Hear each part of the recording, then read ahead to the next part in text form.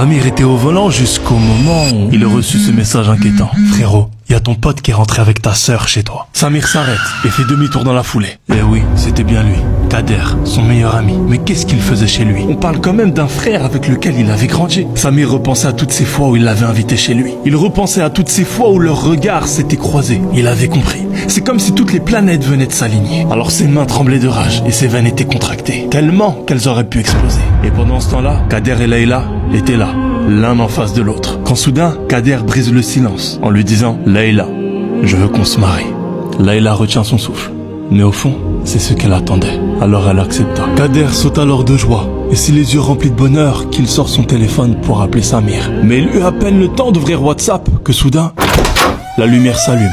Et face à eux, Samir, le regard noir et la mâchoire serrée. La gorge nouée, Kader lui dit « Mon frère, c'est pas ce que tu crois, je vais tout expliquer ». Mais Samir, lui, n'entend plus rien. Il ne voit plus. C'est déjà trop tard. Car la seule chose qu'il a devant lui, c'est son meilleur ami, avec sa sœur, dans la même pièce. Alors il imagine le pire. Et maintenant, ce que son âme lui suggère de faire, c'est d'appuyer sur la détente. Et malheureusement, il décide de l'écouter. Le coup part, et tout le monde reste figé. Une mare de sang commence alors à se former sur le sol. Mais la personne qui tombe au sol, c'est Layla.